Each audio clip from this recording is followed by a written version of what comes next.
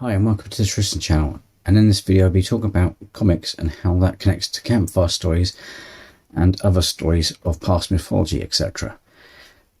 Many people don't think much of superhero films. They think, what's the point of them all? Well, just like fantasy films, superheroes don't just happen. Their creators have to have had some kind of inspiration, some already existing ideas that they then can put their own spin on. They change their heroes enough so that it's not noticeable, but if you really think about it, the parallels become obvious. In Marvel, for example, you have Steve Rogers. You could see him as Heracles had his shield that embodied the Olympics. Captain America has a shield that embodies the country he fights for. Heracles is the only human that became God and had to go through many demeaning tasks and suffer a great deal of pain before becoming a god. The same goes for Steve Rogers, but in a more modernised sense. Before becoming Captain America, he was a weakling, often made fun of. He was shorter and weaker than the average male. He got looked down on and beat up by bullies. He was generally embarrassed and demeaned as Heracles was.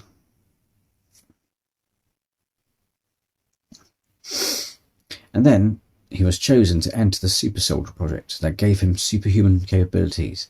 He was put through an immense amount of pain. Whilst it was for a split second, it still stands that he suffered pain during his final ascension, just as Heracles did. Comics do also cross cultures. One could say, for example, that the Ancient One in Doctor Strange is Buddha, Lao Tzu, or a Taoist immortal, and Strange is like a Merlin for the Avengers. Marvel mainly focuses on Greek heroes and less ultra-powerful figures to model their heroes after.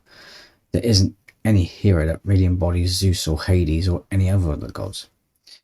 DC Comics, however, seems to have a mentality that's the exact opposite to Marvel. Almost all of DC heroes are modelled after Greek gods. The Justice League is pretty much the pantheon. The Greek gods live on top of the Mount Olympus, separate from all humans. The Justice League lives in the Watchtower space station, completely isolated from humans. Zeus is the leader of the gods. Superman is the leader of the League. Apollo is the god of light. The Green Lantern is the hero of light. Pardon me. Superman is the obvious parallel to Zeus, while he does have a bit of Achilles in him due to being the most overpowered character in the comic book world, mainly resembling the king of the gods. In many ways too, not just in the fact that they both rule their council. Zeus' position is not totally cemented.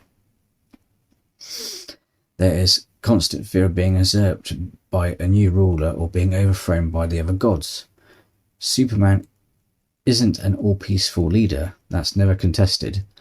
A lot of his decisions are often questioned, and there's a lot of tension between him and the heroes. Especially Batman, who is like a brother to him and dark and brooding, which makes him a parallel to Hades. Just like Hades, Batman is constantly surrounded by death. His parents died, his friends die often. Most of the villains he fights are homicidal maniacs that go on a killing spree rather than trying to dominate the world. His world is pretty dark. On top of that, he almost constantly secluded in his Batcave, which is conveniently located underground. Hades is the king of the underworld. He's always surrounded by death. He lives underground and he's almost always by himself. There's the Flash, who embodies Hermes, the god of speed, his ability being ultra fast, and he even wears something on his suit akin to the feathers on the winged sandals. Also, Hermes is sometimes depicted with a round helmet with wings on, which today's parallel would be the Flash Jay Garrick. with Aquaman, who's very clearly a reference to Poseidon or Neptune, as known by the Romans. Both rule over the sea, both wielding tridents, and both are more benevolent towards their leader than their brother. Wonder Woman, or Princess Diana, is a princess of the Amazon. She boasts super strength, she can fly, and she is extremely intelligent. Many view her to akin to Hera or Athena in reference to the Justice League, as she seems to be the strongest female and holds the most sway over Superman's opinions and decisions. However, all the other heroes have pretty original origin stories. Superman is an alien, Batman is an orphan with vengeance on his mind, the Flash is hit by a bolt of lightning, Diana, however, was simply born. Why does this make her different? Because her mother is Hippolyta, the same Hippolyta from Greek mythology. Diana is directly related and intertwined with Greek mythology, whereas the other superheroes only have perceived links to the Greek gods. But Diana is directly connected with Greek mythology, born from Hippolyta as warrior princess Diana of Themyscira. She was released to the realm of humans by Hera as a champion of the Amazons. This was a cause of an argument between Persephone and Ares, the god of war, regarding the Amazons. Ares disliked their existence as a whole, and a deal was made that pretty much incites that if Diana is ever to fall in battle, the Amazons will be destroyed. This sets Ares as one of her permanent nemesis, often creating monsters and obstacles to challenge and attempt to kill her. However, she has the other gods of the pantheon on her side. Hera and Athena often offer her counsel. Hephaestus fashioned her a lasso out of Gaea's girdle, and even made her enchanted bracelets out of Zeus's destroyed Aegis. The things that make Diana so interesting, though, is the fact that she's not really an adaptation of any myth, but rather an attempted continuation. Most, if not all, of Wonder Woman's story arcs are heavily intertwined with her mythological origin, constantly involving Hera, Hippolyta, Ares, and a number of other gods in human and DC affairs.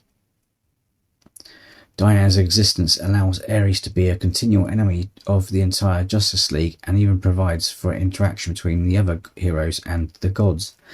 Zeus has encountered the Justice League a number of times. And many of the heroes have fought Ares. There's even a Justice League story that pits the gods against their superhero counterparts. Zeus against Superman, Hermes against the Flash, Apollo against the Green Lantern, Hades against Batman, and Poseidon against Aquaman. The heroes all had perceived links to the gods, but Wonder Woman's existence banishes those links by introducing the actual gods into the comics, allowing for an interesting marriage of comic book culture and today's interpretation of the Greek gods. Shazam, his name represents names of mythological gods, even giving powers like that of Zeus. You can even see the original Greek gods join an alliance of men, Amazons and Lanterns, etc., who first fought Darkseid in the Justice League movie. So apart from being 2 hours of escapism, the superhero films of today are just our versions of campsite stories we tell our children, etc.